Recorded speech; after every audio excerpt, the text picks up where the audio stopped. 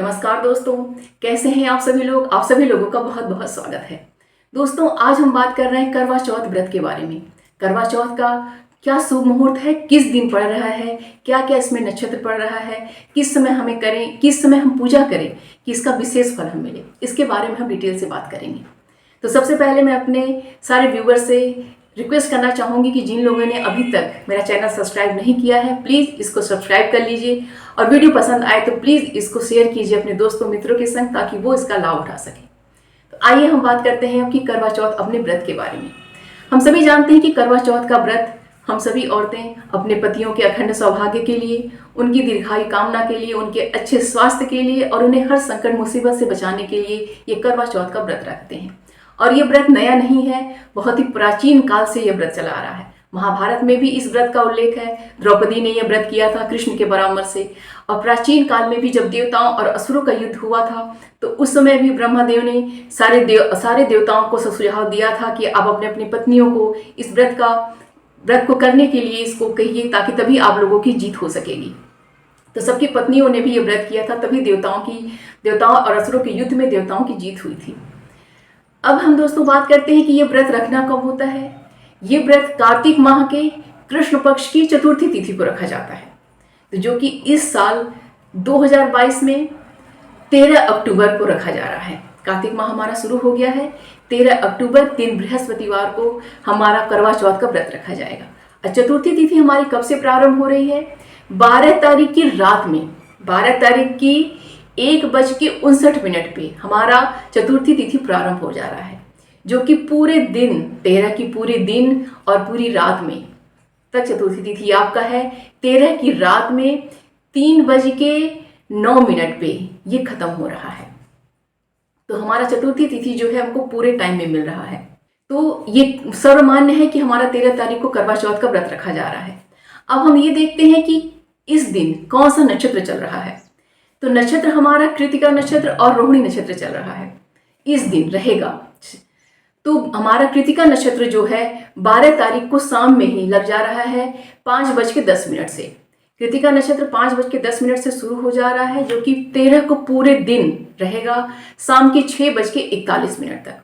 और 6:41 पे जैसे ही कृतिका नक्षत्र खत्म हो रहा है, रोहिणी नक्षत्र का प्रारंभ हो जा रहा है।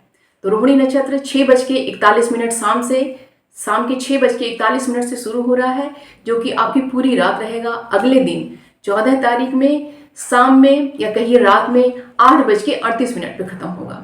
तो हमारा जो चंद्रोदय है, हमारा जो 13 तारीख का चंद्रोदय है, वो रोहिणी नक्षत्र में होगा। और रोहिणी नक्षत्र का संयोग चंद्रोदय के समय बहुत ही अच्छा माना जाता है। तो उस समय हम चंद्रदेव का दर्शन करेंगे, उनको अर्घ देंगे, अपना पारण करेंगे, जो कि बहुत ही अच्छा है। अब हम देखते हैं दोस्तों कि पूजा का मुहूर्त क्या क्या है। पूजा का मुहूर्त मैं आपको 2-3 बताऊंगी। इसलिए बता रही हूँ क्योंकि कई सारे लोगों की बहुत सारी अपनी अपनी समस्याएं होती हैं, कहीं किसी को जाना है या किसी की अपनी पर्सनल प्रॉब्लम है, तो वो अपने हिसाब से चूज करके पूजा कर सके। वैसे करवा चौथ का पूजा शाम में ही किया जाता है, संध्या काल में ही किया जाता है। तो अगर आपके पास समय है तो आप संध्या काल का समय ही चूज कीजिएगा।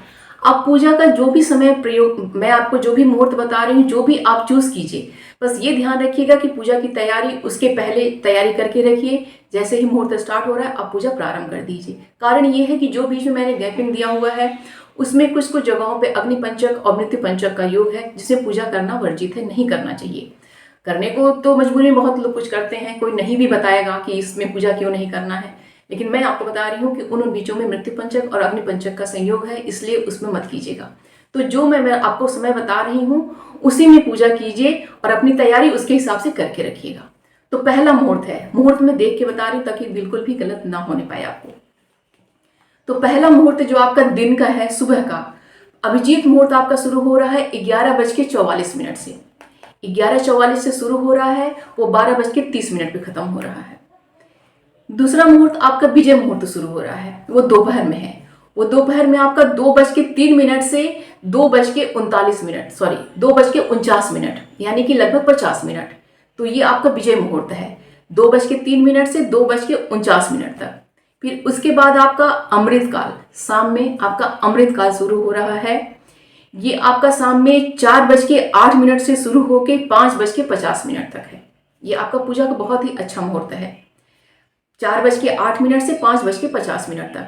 इसके बाद आपका गोधूली मुहूर्त शुरू हो रहा है शाम में 5:42। आपका अमृतकाल खत्म हो रहा है 5:50 पे और आपका गोधूली मुहूर्त शुरू हो जा रहा है 5:42 से। तो 5:42 से 6:06 तक आपका गोधूली मुहूर्त है। तो यही आपका अमृतकाल और गोधूली मुहूर्त, इसमें से ही आप अपना पूजा कीजिए। यही समय सबसे बेस्ट है पूजा करने का, क्योंकि इसके बाद जो आपका समय है 6:01 से 7:36 तक, इसमें बिल्कुल पूजा मत कीजिएगा, क्योंकि यहाँ पे अग्निपंचक और मृत्युपंचक का योग है। तो वहाँ पे पूजा बिल्कुल मत कीजिएगा। आप अपना जो पूजा का पाठ का समय है अमृतकाल में ही, अमृतकाल से गोधूली मुहूर्त के बीच में खत्म कर लीजिएगा। 4:08 से 6 बजे तक अपना पूजा खत्म कर लीजिए आप। अब चंद्रोदय का, अब जो हमारा जो अर्घ्य देना है, अब हमारा जो बीच का जो समय है 6:01 से 7:36 तक, उसमें हमें पूजा नहीं करना है। तो 7:36 से 9:32 तक पूजा का फिर अच्छा मुहूर्त है। इसमें अगर बाई चांस किसी ने पूजा नहीं किया है, किसी का रह गया है कुछ भी किन्हीं भी कारणों से, तो 7:36 से लेके 9:32 तक आप पूजा कर सकते हैं। इसमें अगर आपने पूजा पहले कर लिया तो इसमें आप अपना चंद्र अर्घ दीजिए, चंद्र दर्शन कीजिए, अपना पारण कीजिए। और जिन्होंने पूजा नहीं किया है वो अपना इस बीच में पूजा भी करें, अपना चंद्र अर्घ दे भी, अपना पारण भी करें। ये तो हो गया हमारे मुहूर्त के बारे में। अब हम बात कर रहे हैं कि कुछ लोगों ने कन्फ्यूजन क्रिएट किया हुआ है कि शुक्र अस्त है, तो इसलिए जो लोग नए शादी करके आए हुए हैं, जो नवविवाहिता हैं, वो नया व्रत नहीं शुरू कर सकती हैं, या फिर जिनको व्रत का उद्यापन करना है वो ये नहीं कर सकती हैं, जो कि ऐसा नहीं है। जो शुक्र अस्त होता है तो शादी ब्याह मना होता है, तो जनेऊ संस्कार मना होता है, शादी ब्याह के लिए मेन होता है, इसके लिए मना होता है। ये नए व्रत के लिए, व्रत शुरू करने के लिए, पूजा पाठ करने के लिए मना नहीं होता है। हम दीपावली का पूजा पाठ कर रहे हैं, अभी तक हमने जितने भी पूजा पाठ किया, आगे जो भी हम करेंगे सब हम कर रहे हैं, तो फिर हम करवा चौथ व्रत के लिए कहाँ से नया नियम कानून लेके आ गए। बिल्कुल मन में कंफ्यूजन मत रखिए, अपना निश्चिंत होके खूब अच्छे से प्रार्थना करके इसे पूजा व्रत कीजिए। नवविवाहिता भी कर सकती हैं, जिनको उद्यापन करना है वो भी कर सकती हैं। तो बिल्कुल कंफ्यूजन न रख के 13 तारीख को अपना व्रत रखिए, अपना पूजा पाठ अच्छे से संपन्न कीजिए। आशा करती हूँ कि आप लोगों को डेट के बारे में, मुहूर्त के बारे में सब क्लियर हो गया होगा। अगर जरा सा भी कहीं कंफ्यूजन है कोई, तो आप लोग मुझसे कमेंट बॉक्स में पूछ सकते हैं। अगेन आप लोगों को करवा चौथ की बहुत बहुत शुभकामनाएं। हैप्पी करवा चौथ टू ऑल ऑफ यू। मिलते हैं अगले वीडियो में। अपना और अपनों का ख्याल रखिएगा। नमस्कार।